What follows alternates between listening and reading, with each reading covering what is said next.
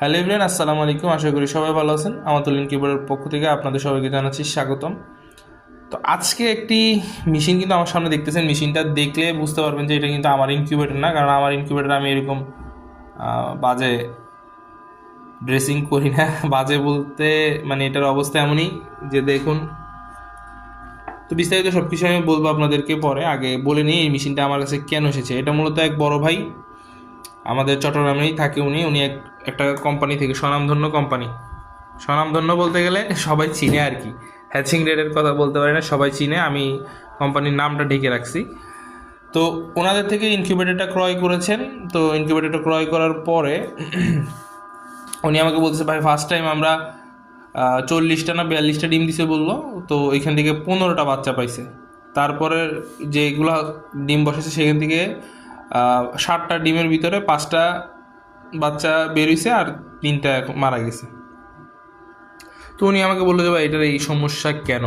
তো এটা আমি নিয়ে আসলাম, আনার পরে দেখতেছি যে প্রথম কথা হচ্ছে যে ইনকিউবেটরের ভিতরে ডিজাইনের ভিতরে অনেক কিছু ভুল আছে। ডিজাইন বলতে গেলে এখানে কিছু জিনিস ফিটিংসের ভিতরে ভুল আছে। তারপর হচ্ছে যে কন্ট্রোলারটা, এটাও ভালো কন্ট্রোলার দেয় না আর কি, উনি এটা কপি কন্ট্রোলার এগুলো। তারপর হচ্ছে যে উনি মেইন যে জিনিসটা মেইন ক্যালিব্রেশনটাই উনি মূলত এখানে করেনি, যেটা হচ্ছে যে মেইন জিনিস। কপি কন্ট্রোলার দিয়েও কিন্তু ডিম ফুটে। এটা কপি কন্ট্রোলারের সমস্যা একটা হয় যে এটা যত বয়স হয়ে যায়, যেমন দেখা যাচ্ছে 4-5 মাস বা 6-7 মাস হয়ে গেলে তখন এটা আস্তে আস্তে ঝামেলা শুরু করে। বাট উনি টোটাল কথা হচ্ছে যে ওনারা মানে ইনকিউবেটরটা কোনোরকম তৈরি করে ওনাকে পাঠিয়ে দিছে। আপনারা দেখেন ওনারা এখানে হাইগ্রোমিটারটা একদম সম্পূর্ণ ঢালাই করে দিছে গ্লু দিয়ে। যদি এটা যেহেতু ব্যাটারিতে চলে, এটার যদি ব্যাটারি শেষ হয়ে যায় তো একটা কাস্টমার কিভাবে এটাকে খুলে ব্যাটারি লাগাবে?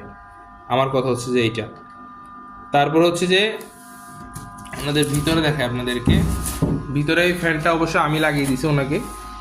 ওনারা ফ্যান দিয়েছে এখানে, ফ্যানটা এত নিচে করে দিছে। ওই ভাই বলতেছে যে ভাই আমার সেকেন্ড টাইম বাচ্চা ফুটছে যখন, তখন একটা বাচ্চা ডাইরেক্ট ইয়াতে ঢুকে গেছে, ইনকিউবেটরের ফ্যানের ভিতরে ঢুকার পরে এটার মাথা গেছে পাখার সাথে লেগে।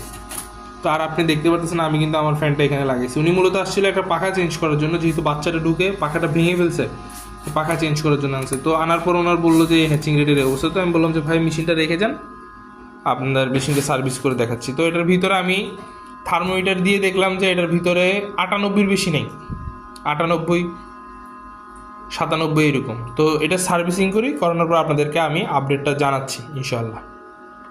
আপডেট জানতে অবশ্যই আমাদের চ্যানেল